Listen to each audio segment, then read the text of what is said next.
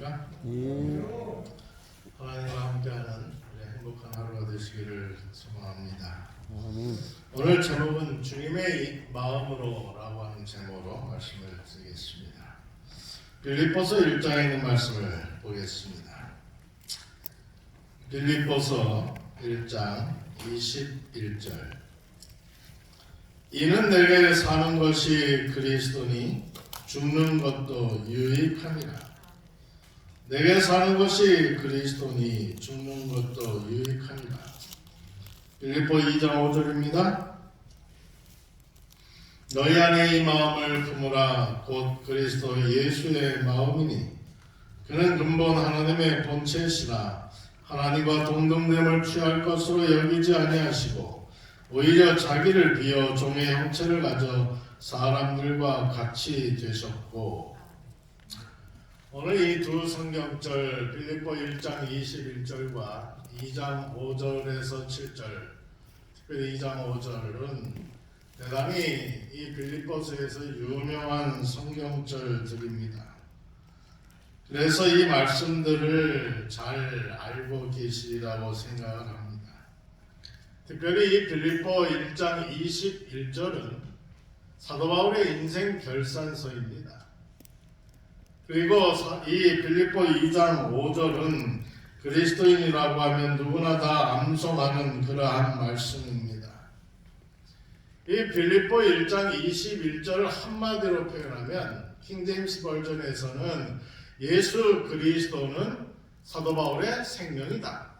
바울은 내 생명이다 라고 아주 단정지어서 설명하고 있습니다. 사도 바울이 죽음마저 유익하다고 말한 근거가 무엇일까요? 생명을 전혀 새로운 그러한 차원에서 이해하고 있는 것입니다. 사도행전 9장에 보면 사도 바울이 그리스도인들을 핍박하기 위해서 가다가 예수 그리스도를 만나는 장면이 소개되어 있습니다. 다메섹에서 예수 그리스도를 만나고 나서 그의 모든 생애가 전반적으로 완전히 뒤바뀌어지는데 그것을 사도 바울은 복음이라고 표현하고 있습니다.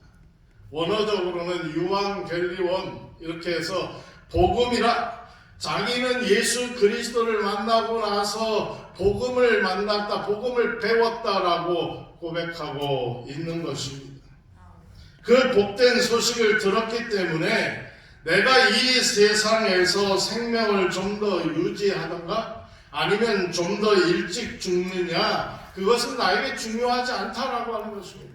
그것은 내 인생에 있어서 두 번째 문제지, 첫 번째 문제는 내가 예수 그리스도를 만나고 내 인생이 변화된 복음을 알게 된 것이 내 인생의 첫 번째다라고 사도 바울은 고백하고 있는 것입니다. 그리스도께서 십자가에 달리셨기 때문에 그는 복음이었다. 이제 우리는 세상 죄를 지고 가는 하나님의 어린 양을 보라는 기별을 갖고 있다. 우리 교회의 신자들은 못 박히신 구주를 쳐다보지 않을 것인가? 영생의 소망의 중심이 되신 부활하신 구주를 바라보지 않을 것인가? 이것이야말로 우리의 기별이며 우리의 논리이며 우리의 교리이다. 여러분, 예수 그리스도를 쳐다보라는 것입니다. 또 예수 그리스도와 함께 살라는 것입니다. 하나님이 은혜를 베푸신 이유를 사도 바울은 빌립보 1장 29절에서 이렇게 표현하고 있습니다. 그리스도를 위하여 너희에게 은혜를 주신 것은 다만 그를 믿을 뿐만 아니라 또한 그를 위하여 고난도 받게 하려 하심이라. 사도 바울은 하나님께서 우리에게 은혜를 주신 이유를 두 가지로 설명하는데, 첫 번째는 그리스도를 믿는 것이고 두 번째는 고난을 받는 것이다 라고 표현하고 있습니다. 우리가 살아가면서 우리의 삶이 곧 신앙이다 라고 이야기하고 있는 것입니다. 우리의 삶이 신앙이고 이 믿음인데 그 믿음으로 인하여 우리는 하나님의 은혜를 경험할 뿐이다라고 기록하고 있는 것입니다. 빌립보 1장 21절 이는 내게 사는 것이 그리스도니 죽는 것도 유익함이라. 여러분 사도 바울은 인생 결산서를 미리 써놓고 살았던 사람입니다. 우리에게 있어서 돈은 매우 중요하죠. 돈이 되는 일이라고 하면 물불 가리지 아니하고 우리는 열심히 달려듭니다. 2023년이 시작되고 지금까지 이제 4개월이라고 하는 시간을 우리가 보내고 있습니다. 좀 여쭤보고 싶습니다. 여러분 개인은 우리 병원에서 혹은 교회를 다니면서 흑자 인생을 살으셨습니까? 적자 인생을 살으셨습니까? 4개월 동안에 우리의 가정을 돌아보면 우리의 가정은 흑자 인생일까요? 적자 인생일까요? 또 우리의 신앙을 돌아보면 이 2023년 시작된 이후 4개월 동안에 우리는 흑자 인생을 살았을까요? 적자 인생을 살았을까요? 나의 가족과의 관계는 흑자일까요? 적자일까요? 성도들과의 관계는, 이웃들과의 관계는, 예수님과의 관계는 과연 흑자일까? 적자일까? 여러분, 우리가 어떻게 살아야 흑자 인생을 살 수 있을까요? 사도 바울은 어떠한 것이 이익이 되는지, 이익을 남길 수 있는지 분명히 알고 있었던 사람입니다. 우리가 알다시피 죽음이라고 하는 것은 결코 우리에게 있어서 흑자 인생이 될 수 없는 적자 인생을 적자로 남길 수밖에 없는 것이 죽음입니다. 죽을 고자가 붙으면 사람은 모든 것이 없어집니다. 재물도 고자가 붙으면 남의 것이 됩니다. 권세도 그렇고 명예도 그렇고 학위도 그렇고 지식도 그렇고 죽었다고 하는 고자가 붙으면 다 끝나는 것입니다. 전도서 9장 5절 6절에는 죽은 자는 아무것도 모르며 다시는 상도 받지 못하는 것은 그 이름이 잊어버린 바 됨이라. 그들의 사랑과 미움과 시기도 없어진 지 오래니 해 아래서 행하는 모든 일 중에서 그들에게 돌아갈 곳은 몫은 영원히 없느니라. 사람이 죽으면 사랑도 없고 이름도 없고 성도 없고 상도 없고 시기도 없고 미워하는 것도 없다고 성경은 표현하고 있습니다. 그런데 왜 사도 바울은 죽는 것도 유익하다라고 표현했을까요? 인생에 있어서 죽는 것처럼 악조건은 없어요. 그런데 사도 바울은 죽는 것까지도 흑자가 된다라고 표현하고 있는 것입니다. 왜 그랬을까요? 그의 인생에 예수 그리스도가 있기 때문에 그렇습니다. 여러분 제가 미국에서 우리 목회할 때에 우리 교인 가운데에 식당을 하시면서 그 옆에 로또 가게를 운영하시는 분이 계셨어요. 그래서 그 집에 방문 갈 때면 늘 방문을 마치고 제가 잠깐 동안에 그 로또 가게에 찾아오는 많은 사람들이 얼굴 표정을 좀 본 일이 있습니다. 가만히 지켜봐요. 들어와가지고 미국에는 아시는 것처럼 다양한 복권이 있습니다. 한국도 마찬가지지만. 그래서 $1 내고 그냥 긁는 것도 있고 사가지고 가는 것도 있고 또 번호 적는 것도 있고 아주 다양해요. 액수가 다르는 그런 복권이겠죠. 근데 긁으면서 그냥 인상 팍 쓰는 사람이 있고 그냥 히히거리고 웃는 사람이 있고 아주 실성한 사람처럼 있는 사람이 별 사람 다 있어요. 근데 그것을 잠깐 지켜보면서 제가 무슨 생각이 들었냐면 만약 하나님께서 저 사람이 어떤 상황에 처해 있는지 잘 모르지만 혹시 사업하는 사람이라면 저 복권 긁어가지고 $1 긁어가지고 당장 5,000불이 나온다든지 $1 긁어가지고 10,000불이 나온다든지 그러면 저 사람의 인생이 얼마나 흑자가 될까. 근데 하나님은 그러한 인생을 계획하지 않는다는 것입니다. 여러분 혹시 생명보험을 들어놓으신 적이 있으시나요? 생명보험 들어놓고 그 보험금 타먹으려고 가족들을 죽이는 일들이 우리 주변에서 사건으로 일어나고 있습니다. 뉴스로 보도되고 있습니다. 아주 유명한 어떤 연예인은 또 가족들이 생명보험 8개 드러났다고 지금 재판 중에 있습니다. 여러분, 이러한 일들이 우리 주변에서 일어나는데 생명보험이라고 하는 것은 생명을 보상해 주는 것이 아니라 사실은 장례를 치르라고 주는 돈입니다. 어찌 보면 생명보상보다는 유족들 살라고 주는 돈이라고 해야 정확하겠죠. 그런데 우리 주님께서는 종신보험을 당신께 들라고 이야기하십니다. 종신보험을 들면 내가 너의 재난을 충분하게 보상해 주겠다라고 이야기합니다. 죽음까지도 영생으로 보상해 주겠다라고 분명하게 말씀하고 있는 것입니다. 저는 제 목회 인생의 중간 결산을 모두 해가지고 퇴직금과 연금을 가지고 미국 땅에 내렸습니다. 근데 1년을 채 그 돈까지 못 살겠더라고요. 오늘은 저처럼 돈이 아닌 여러분의 인생 중간 결산을 한번 해보시기를 권장드립니다. 특별히 우리 주님과의 관계에 있어서 내가 어떠했는지 좀 냉철하게 생각해 보면 좋겠습니다. 이 시간이 부족하다면 집에 가셔서 여러분들이 어떻게 살아왔는지 한번 깊이 생각해 보시면서 지금까지 내가 예수 믿고 아주 크게 손해본 것이 있는지 한번 좀 꼽아보시기 바랍니다. 교회 다니면서 헌금 드리라 해서 헌금 드려보고, 또한 열심히 출석하라 해서 빠지지 않고 열심히 출석하고 그렇게 했는데 내 인생이 교회 다니면서 흑자였는지 아니면 적자였는지, 또 여러분 중에 예수 안 믿었으면 벌써 이 세상에 없을 사람도 있을 수 있을까요? 아마 있을 수 있습니다. 여러 가지 이유로 말입니다.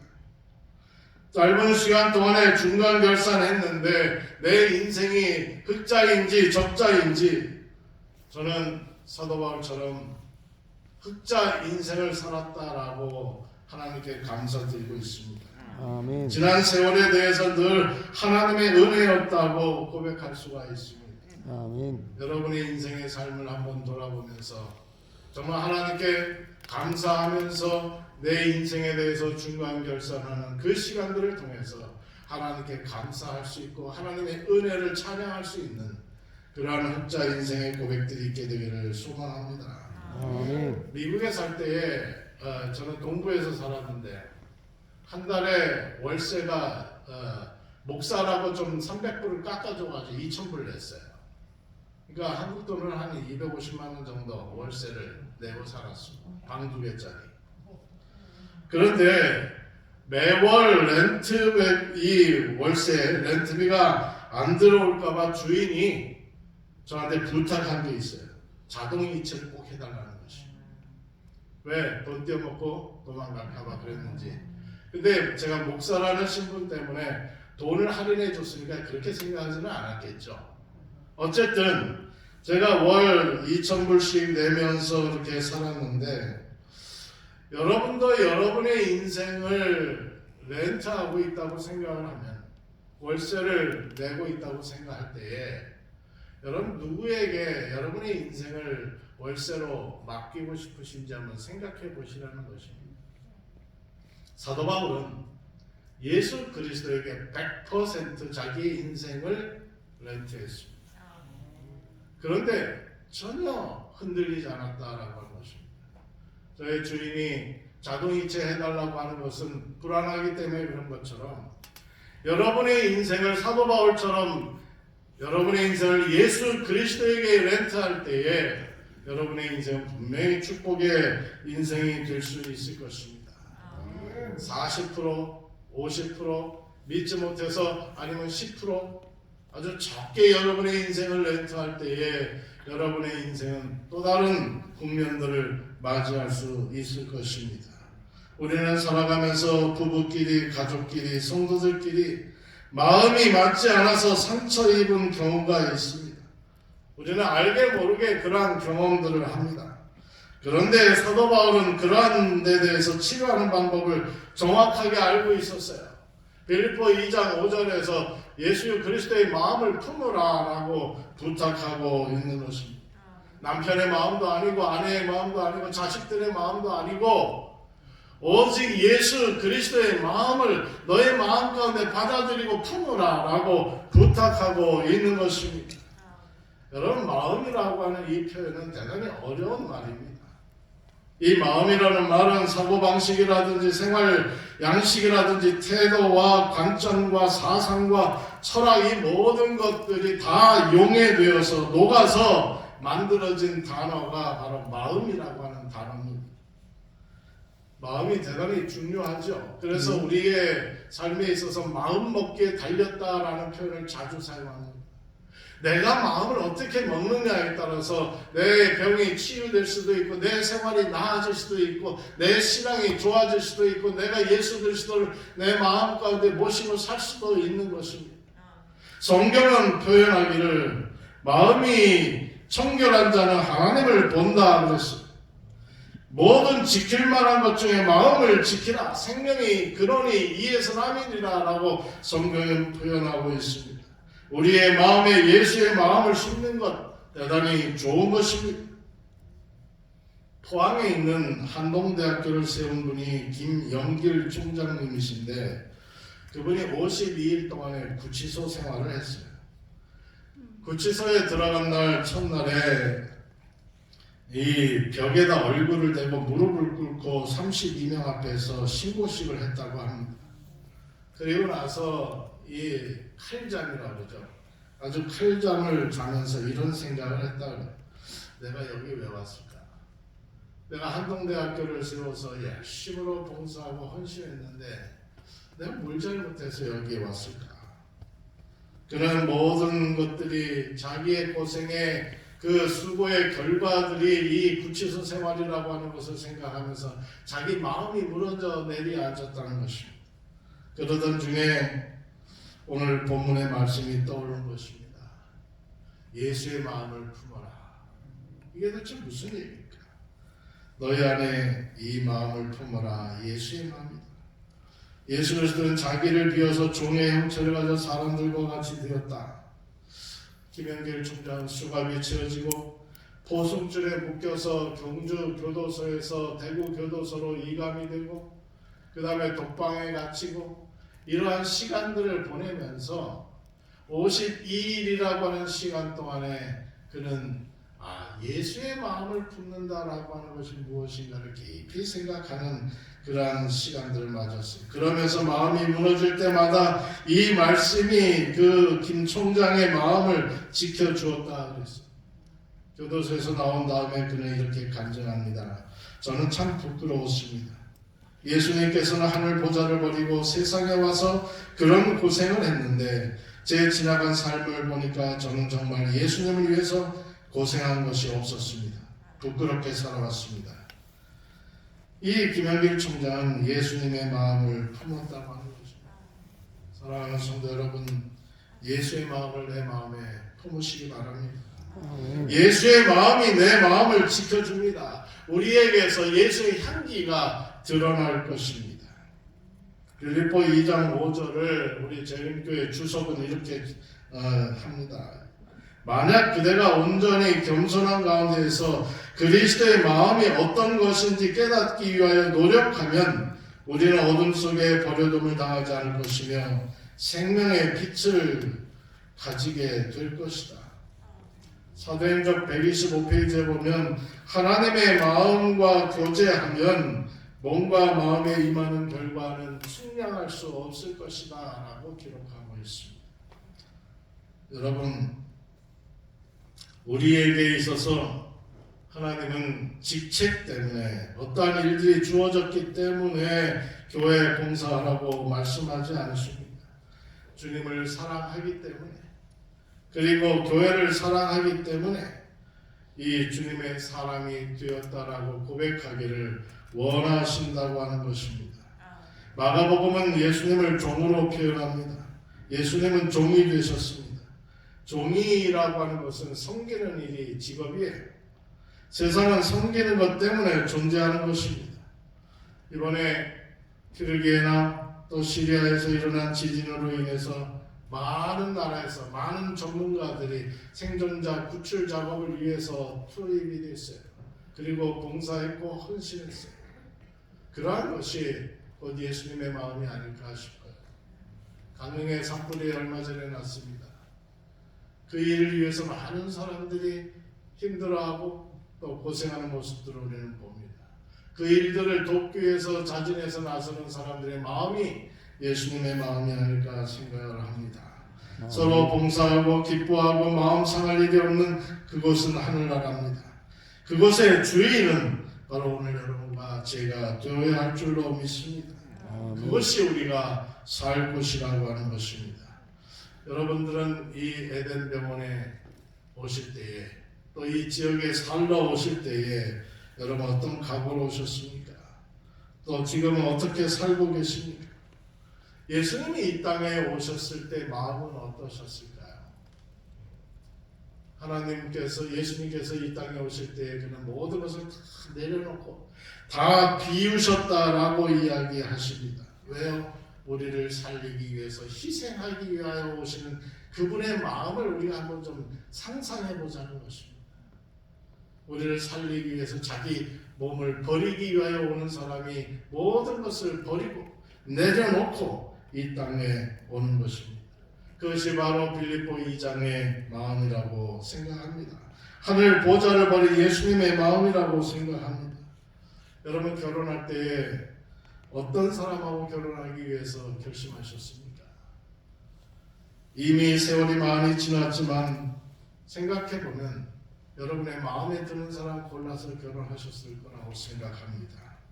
우리 주님은 누구를 구원하고 싶으실까요? 당신의 마음 드는 사람, 자기 마음에 드는 사람 구원하고 싶어서 이 땅에 다시 오실 것입니다. 마태복음 11장 29절에 나는 마음이 온유하고 겸손하니 나의 멍에를 베고 내게 배우라. 그러면 너의 마음이 쉼을 얻으리라. 여러분 우리 주님의 마음에 들려면 온유하고 겸손해야 합니다. 교만한 사람은 주님이 싫어하십니다. 바울처럼 흑자 인생을 살기를 원한다면 주님의 마음에 들어야 합니다. 구원을 받으려면 주님 마음에 들어야 합니다. 우리 주님의 마음을 품고 살았으면 좋겠습니다. 우리 에덴 교회는 주님 마음을 닮은 사람들이 모여있는 겸손함의 공동체가 되었으면 좋겠습니다. 비슷한 아픔을 갖고 있기 때문에 서로 배려하고 서로 이해하고 서로 사랑하고 서로 솔선수범해서 눈치 보지 않냐고 서로 돕는 그러한 일들이 있으면 좋겠습니다. 사도 바울은 빌립보 2장 5절에서의 예수님을 알기 전에는 예수님을 믿는 사람들을 핍박하는 핍박자였습니다. 그런데 그 사람이 주님을 알고 난 다음에 주님을 사랑하는 사람이 되고 주님을 전도하는 전도자가 되었습니다. 갈라디아 6장 14절의 말씀을 세린교회 주석은 이렇게 주석합니다. 바울은 모든 참된 그리스도인이 어떤 사람이 되어야 하는가에 대한 사안 모범이었다. 그는 하나님의 영광을 위해서 살았고 그의 말씀은 우리 시대에 이르기까지 그대로 들려온다. 즉 이제 내게 있어 사는 것은 그리스도니 죽는 것도 유익합니다. 여러분 우리는 우리의 삶에 있어서 예수 그리스도를 내 마음 가운데 모시는 것이 우리의 소망이고 우리의 꿈이고 우리가 이루어야 할 그런 숙제임을 우리는 알고 있습니다. 교회정한 6권에 보면 영혼을 감동시키는 것은 인간이 아니다. 그리스도 안에 거할 때에 비로소 가능하다라는 말씀이 있습니다. 여러분 예수 그리스도의 마음을 품어서 주님 닮는 사람 되도록 훈련하는 오늘 하루가 되기를 간절히 바라면서 오늘 말씀 마치겠습니다. 기도하겠습니다. 고마우신 하나님, 오늘 이 시간에 우리에게 귀한 교훈의 말씀을 주셔서 참으로 감사합니다. 죽는 것도 유익하다고 고백하는 사도 바울의 마음들이 오늘 우리의 마음이 되도록 도와주옵소서. 주님, 주의 마음 우리에게 품고 싶은데 우리의 마음 우리의 마음이 주님 마음 담고 싶어 하는데 잘 안 됩니다. 주님 오늘 하루 그러한 훈련에 성공하는 하루가 되도록 도와주옵소서. 그래서 주님 닮아가는 그러한 사람 되게 하여 주옵소서. 주님 구원하고 싶은 대상자가 오늘 내가 될 수 있도록 주님 도와주옵소서. 오늘 하루 우리 병원에서 일어나는 모든 일들 속에 하나님의 영광 받으시고 우리에게는 주님과 동행하는 아름다운 기쁨의 하루가 되도록 인도하여 주시기를 예수님 거룩하신 이름으로 간절히 기도하옵나이다. 아멘.